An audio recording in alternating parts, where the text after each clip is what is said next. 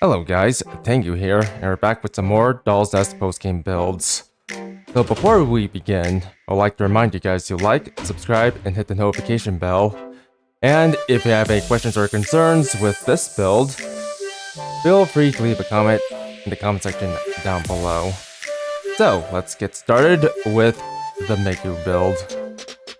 For our mobility module, we'll be running the Kashima. For the headset module, we'll be running the Third. For the hanger module, we'll be running the Kashima.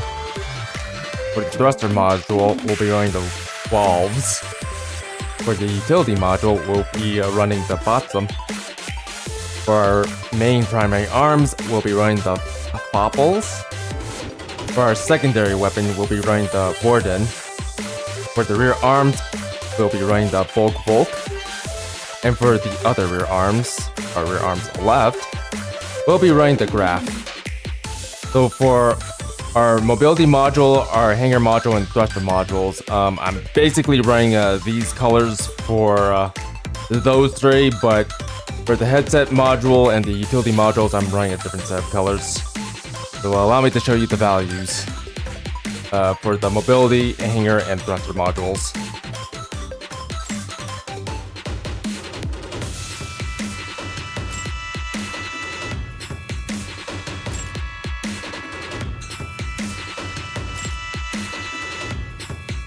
And for our headset modules, we're going to be running these values. So I'd like to show you what all those are.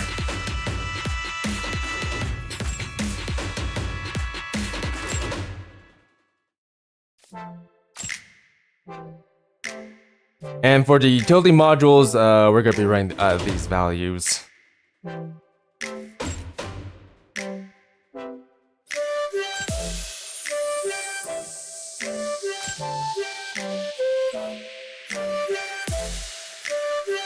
And for our primary arms, things are a little bit more formal.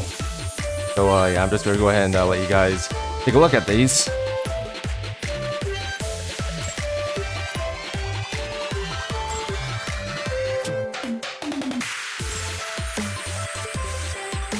And our rear arms are just as uniformal as our primary arms, so we'll allow you to look at these.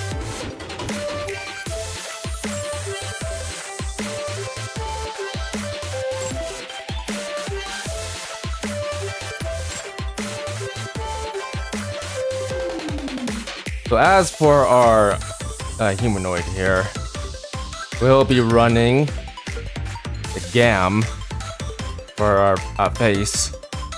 We'll be running the Van for our back hair. We'll be running the TTK for our front hair. And we'll be running the standard combat humanoid form for our body. And for our humanoid color, I'm just gonna go through this and let you guys take a look at the values.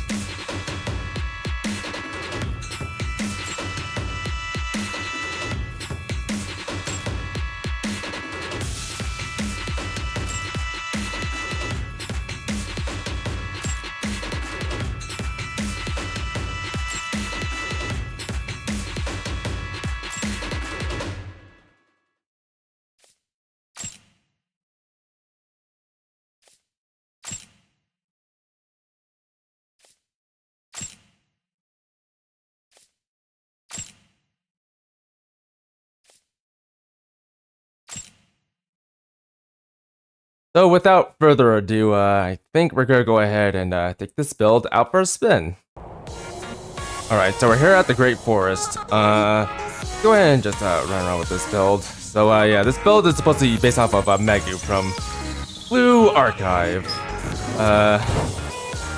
Yeah, as you know, Megu uses a flamethrower in the Blue Archive, so decided to go ahead and run with that. Unfortunately, the flamethrower is kinda okay against smaller enemies, but once you get the bigger enemies, well, you might be in for a bit of trouble in this build. Alright, go ahead and let's attack. The nice thing about using the flamethrower is it does overheat, which does quite a bit of damage to the opponent, as well as weaken them. I also have access to the Vorten here.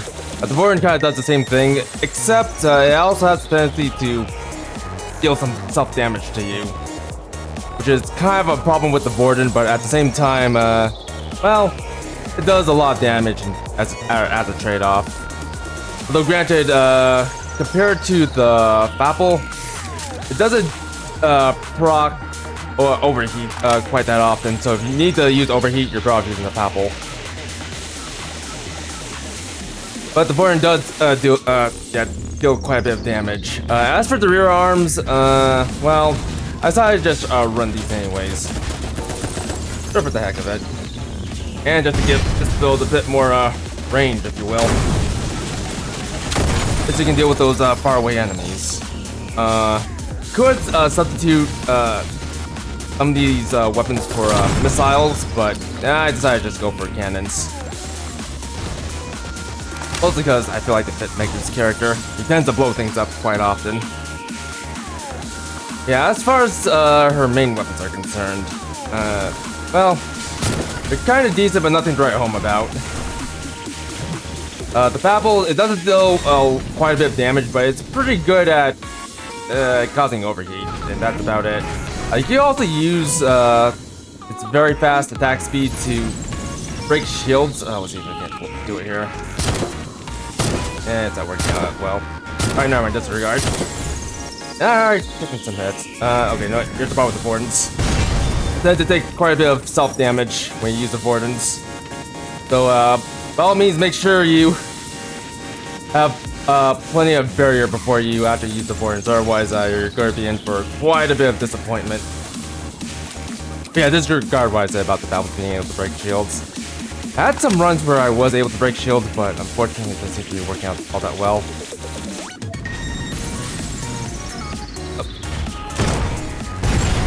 And it happened again. Alright, you know what? Times like this, yeah, use preparing agents. But yeah, that's kind of the downside with using this build. Strongest attack tends to self-damage you, and yeah, if your barrier's down, well, you're going to be taking a lot of damage to your DP. But the nice thing about the Borden is you generally don't need to aim directly at your opponent. You just need to be within their proximity in order to get a proc. Let me go ahead and throw this enemy across.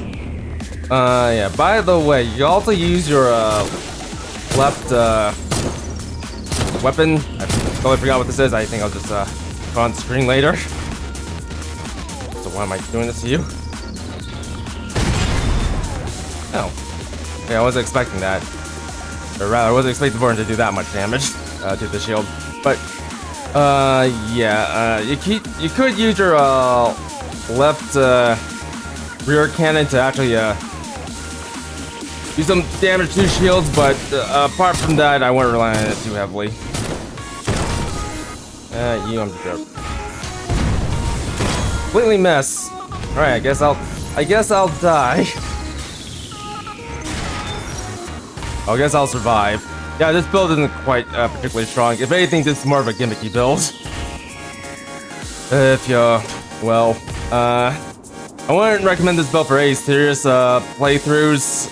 If anything, I'd probably recommend just using some of the other builds for getting through the game. Yeah, this one, it has its limitations. As you can see, you generally don't need to actually aim at your opponent with the Bordens. Just aiming out to the side is more than enough. Or just being within the vicinity of the opponent is more than enough. But yeah, apart from that, this build isn't too particularly great. Like, the only thing to write home about with this build is, well, you do a lot of overheat damage, but that's about it. You're just doing a lot of overheat damage with your Fapple. Outside of that, it's not too particularly good. Like I said before, the Borden kind of helps, but due to its drawbacks, it's not the best weapon to use overall. And while you do have your rear arms, the rear arms are kind of just there to deal with enemies that are far out of the way. Like, once you're up close like this, you're just better off using the Borden if you're able to. Or the Fapple, but like I said before, it's particularly not too impressive. And Oh, this is how you basically deal with these type of enemies. Just try to boost behind them. If you're able to. You can see the drawbacks of this build. It doesn't really have that much consistent damage, but it does have good burst damage.